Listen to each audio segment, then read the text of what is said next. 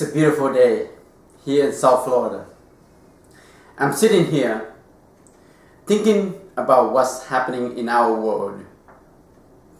I'm thinking of you, my Vietnam veterans. And I would like to ask you if I could have a few words with you. My name is Dr. Duho, and I'm from Vietnam. I was born in the early 60s, and I was born in the war zone. I saw the terrible killings and destructions of the war when I was just a little boy. I witnessed the brutal acts of the communists throughout my childhood. The communists of North Vietnam have caused the killings and destructions that burned in my brain. They had no regard for peace or for the life of the innocent people. Even though I was just a small boy, but I remember very well. During the New Year holiday celebration of 1968, they took advantage of the people who were caught completely unaware and launched a massive attack against the people of South Vietnam. But the communists failed to realize that the people of the South were strong and brave. The South Vietnamese and American armed forces stood up together and pushed back the barbaric demons. The South Vietnamese and the American armed forces decisively defeated the communists in the Tet Offensive 1968, even though the American media misrepresented that success by reporting exactly the opposite. After deterring the huge invasion from the north, the people of the South trying to resume their normal lives. However, the North Vietnam communists continue their evil ambition to take over the internationally recognized free and independent sovereign nation of South Vietnam. The war went on. My family, like many others, continue struggling with our lives. Then came the darkest day in April 1975. The North Vietnamese army launched a massive full-scale invasion of the South Vietnam with 200,000 troops that brought the collapse and the fall of Saigon and tragic disaster and suffering for the South Vietnamese people. South Vietnam have fallen into the hands of the communists. We lost our country, and we have lost our freedom. Consequently, the people had to accept their fate. We had to live under the cruel oppression of the communists. I was just a young boy, and I experienced firsthand very hard labor throughout my teen years. It was obvious there was no future here, and I knew that I must fight the way to get out. Like millions of my desperate, frightened people who risked their life to escape communist oppression, I knew I wanted to follow the path of my brothers and sisters have been fighting for, the path of freedom. I still remember so well how our men and women fought for freedom. My Vietnam veterans, I saw you there.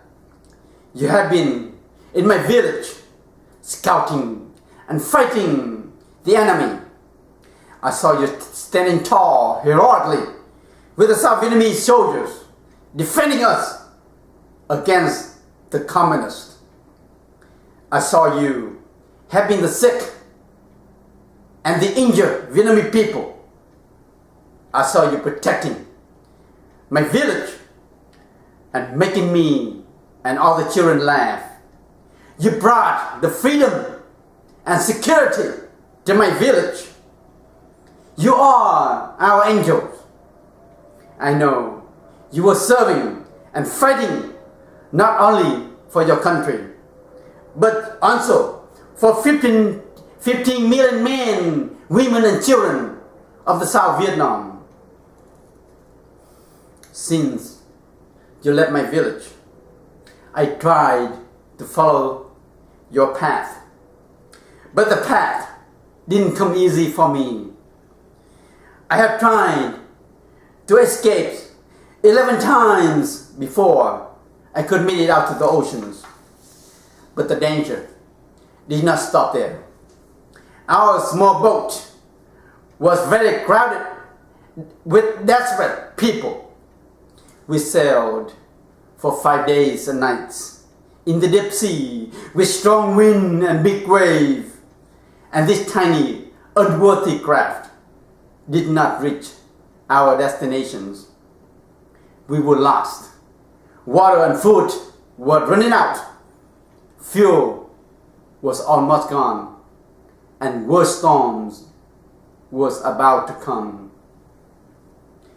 The people in the boat knew that they was facing imminent death. We began praying to God and asking God to take our soul to heaven while our bodies would sink to the deepest ocean floor. My dear friends, there was almost 500,000 boat people had lost their life through their escapes in many different ways. Also, thousands of the people got killed escaping by foot through the jungles of Laos and Cambodia. Their desperate journeys were full of great dangers and horrors.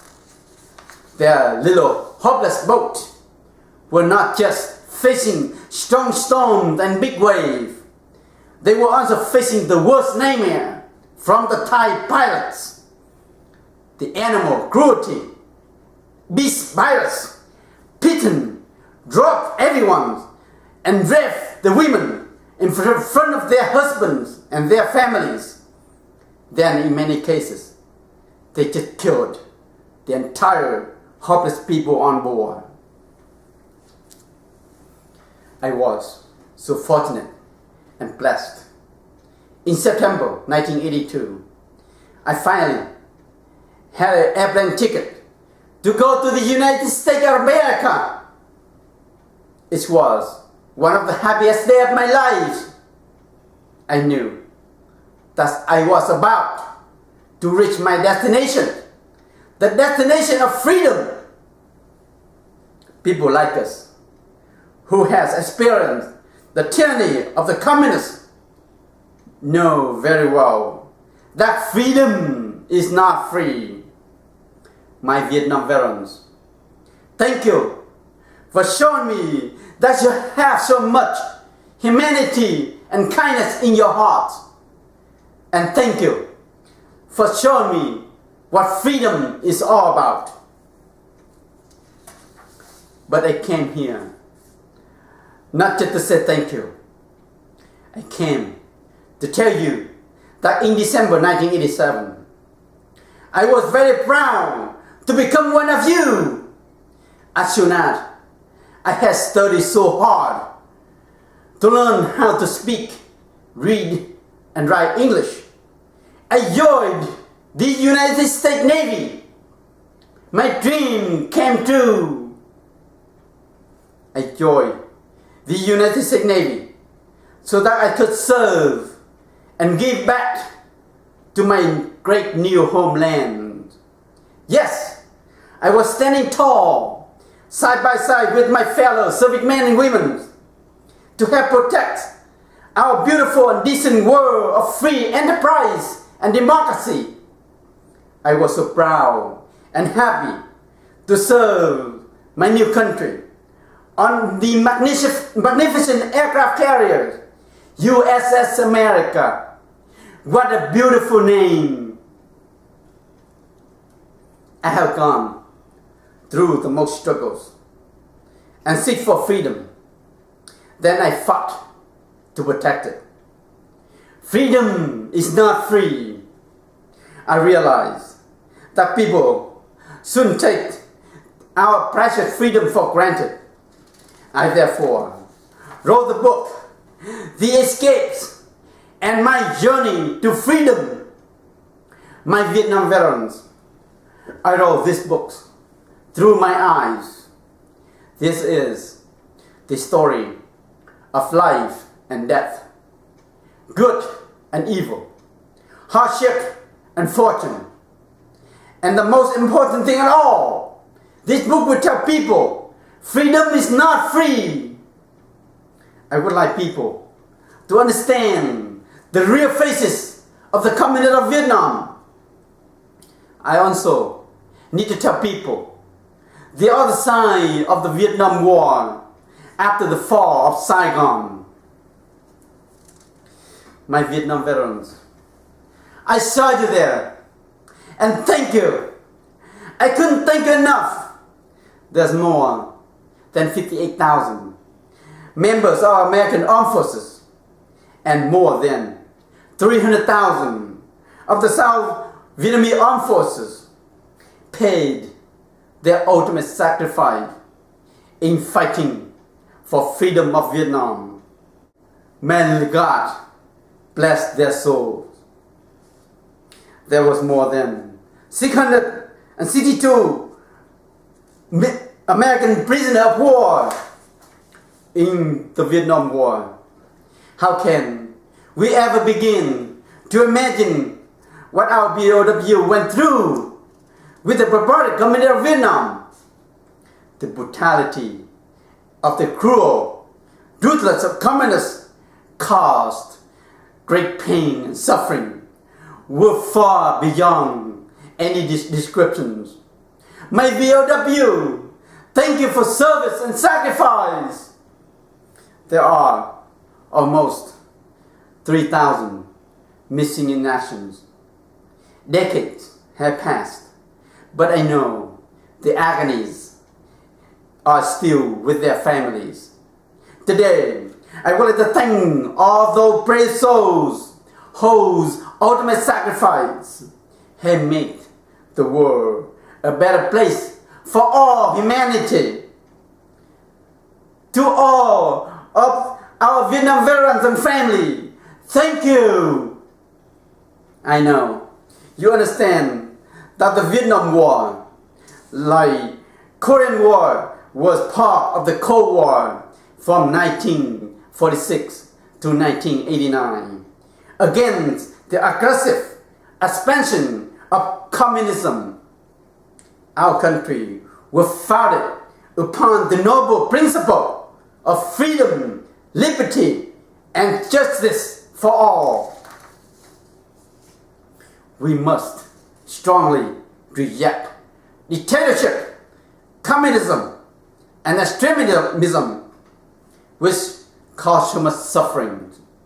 Our leaders and our military have been fighting and defending our principle, not only for all Americans, but also for our allies and friends.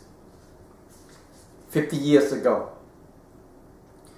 President John F. Kennedy said, "The United States should make no deal with the Soviet Union at the expense of other nations and other people, not merely because they are our partners, but also because their interests and ours converged." Our interests converge, however, not only in defending our freedom, but also pursuing the path for peace. At the same time, President Kennedy also said, "The communists strive to impose the political and economic system on others is the primary cause of the world's tension today. In the early 1950s, America has succeeded in protecting and preserving the freedom for the people of South Korea from invading communists so that they could have what they are today, a free and thriving democracy. That is in stark contrast to militant communist North Korea with its impoverished, starving people. The freedom and the prosperity of South Korea have been the similar goal for the people of South Vietnam. In 1964, our United States Congress voted overwhelmingly to support the Southeast Asia revolutions, officially authorizing our military support of the internationally recognized free and sovereign nation of the Republic of South Vietnam. President Kennedy has earlier authorized and sent 16,000 advisors to South Vietnam in support of this noble cause. As the war was escalating and the invasion of the communists of North Vietnam, with the massive support of the Red China and the Soviet Union, were getting more intense. Many of our young men and women enlisted in the armed forces. 2/3 of the nearly 2,600,000 troops who served in Vietnam were volunteers. They were answering the call from our President Kennedy, who said, "Ask not what your country do for you. Ask what you can do for your country." These men and women were willing to sign up for the armed forces and delay pursuing their personal dreams. They have shown that they put their country first and joined the noble cause. Our Vietnam veterans were the men and women of their times. They gave their energy, their faith, and their devotion to this endeavor, freedom for all. They understood the cause of freedom and fought for that noble cause in spite of the great dangers. Dear my Vietnam veterans, an extremely dark day came to Vietnam in July 1972 with the arrival of Hanoi Jane. This July marked 41 years since Jane Fonda went to Hanoi. I have many questions for her. What did you do to our Vietnam veterans? What did you do to our BOWs? What have you done to the people of South Vietnam? Why did you denounce all of American military leaders as war criminals? Why did you call our BOWs as war criminals and lied about their torture they were enduring? You claimed that you were trying to end the war, but you supported the North Vietnamese communists who were willing, killing our troops, torturing our BOW, and terrorizing South Vietnamese civilians.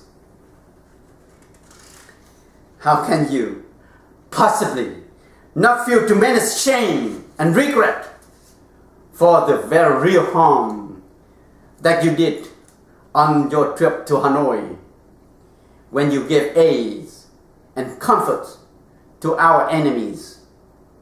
You show the world with that photograph of you happily posing on North Vietnamese anti-aircraft guns that you support the communists who were shooting down our pilots and then torturing them for years.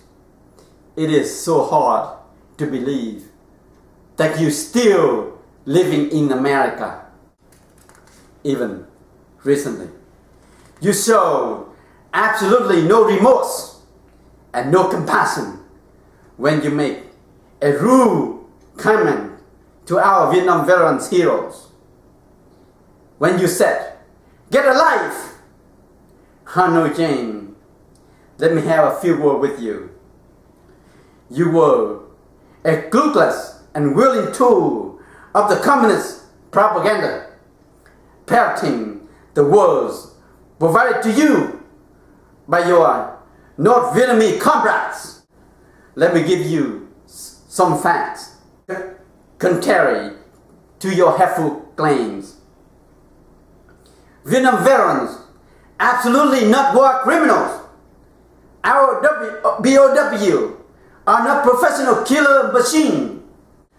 Those completely outrageous claims are not only despicable lies, but also slanders. Civilian loss of life and atrocities tragically occur in every war. But American forces completely minimize those tragedies. That is in direct contrast to both the Viet Cong and the North Vietnamese Army, which consistently terrorized, tortured, and executed civilians as a standard of their part of war strategy during the Test Offensive. They executed more than 3,000 civilians just in the city of Hue alone. You naively thought that you brought peace to Vietnam, didn't you, Hanoi Jane? You are so wrong. The conquest of the South Vietnam by the North Vietnam turned the country into the nightmare for our people. The darkest days of our histories resulted from the fall of Saigon and thereafter.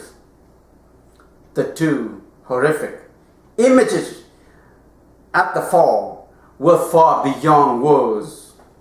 Millions, innocent, trying to flee their homelands and die by hundreds of thousands in many different ways.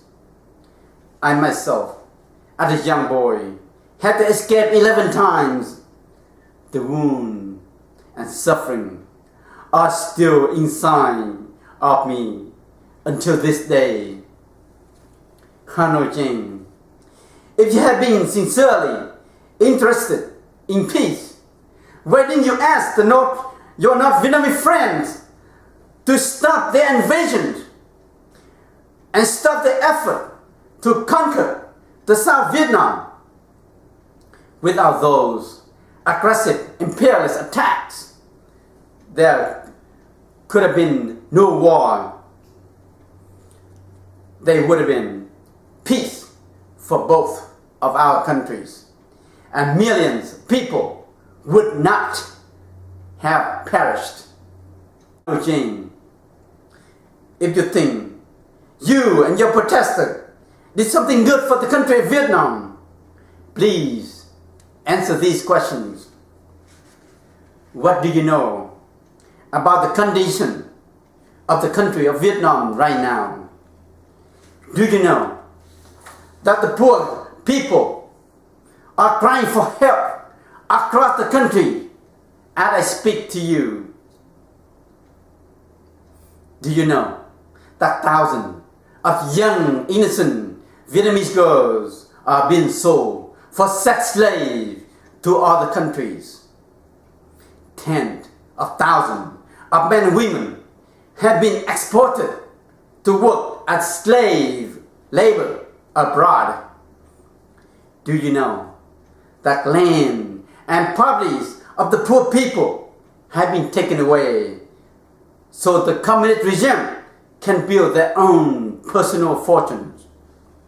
Do you know that Viet Cong police have been brutalizing the Vietnamese people all over the country from north to south? Is this the idea of peace and freedom?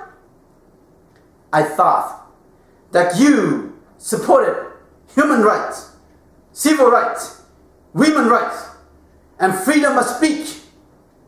Did you demand this right from the Vietnamese people, from your communist friends?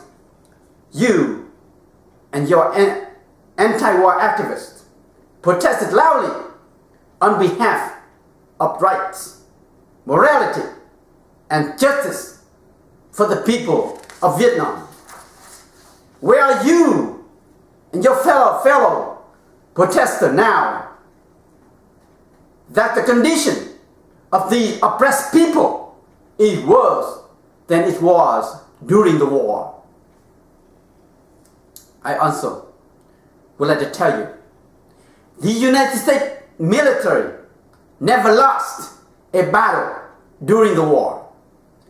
The United States military definitely did not lose Vietnam. The United States military left Vietnam on the orders of its politicians. President Ronald Reagan said, "Ending a conflict is not so simple.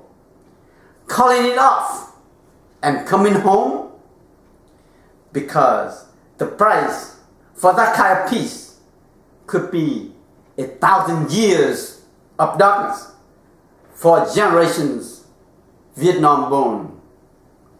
Yes, Hanoi James, it is so true. The whole country of Vietnam has been in darkness. I hope you understand that the entire country of Vietnam is now in agony. What kind of peace is without freedom? Peace, freedom, and liberty need to work together. Our President Thomas Jefferson said, "When the people fear the government, there is tyranny. When the government fears people, there is liberty." Hanoi James, the fear of the people for the Vietnam communist regime is tremendous in the last several decades. President Ronald Reagan was one of our presidents. He effectively ended the 43 years Cold War without fighting a shot and facilitated the collapse of the Soviet Union. Nancy Reagan was such a grateful First Lady. And you, Hanoi James, should most certainly not having the privilege of playing her role in a movie. You dishonor the legacy and the patriotism and dignity to our First Lady and our President. It is time for you to fully recognize the consequences you and your protester have caused.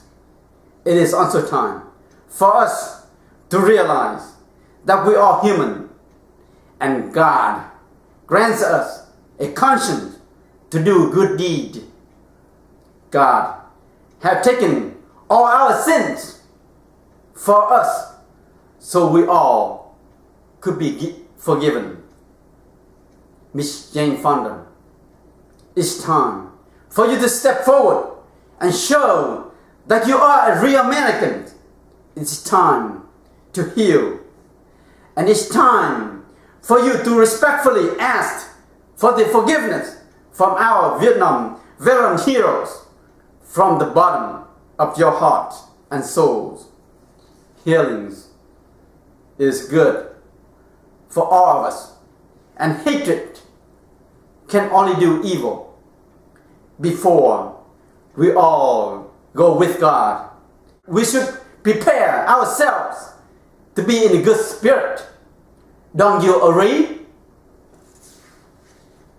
If you have a conscience, Miss Fonda, it's time for you to raise your voice loudly to the communists of Vietnam. Tell the communist regime that freedom needs to return to the people. You need to help bring freedom and basic human rights back to the good people of Vietnam. My Vietnam veterans, thank you so much for everything you did for us. Please be proud that you step up and serve your country in fighting for 15 million men, women and children of South Vietnam. My Vietnam veterans, thank you for letting me have the opportunity to speak with you today. But this is not just my voice. It's also the voice of all the people of South Vietnam. You are always our heroes. Please accept these grateful words from our heart and souls. Thank you so much for your service and sacrifice in fighting for a moral and noble cause on our behalf. God bless you. Thank you and welcome home. Thank you and welcome home.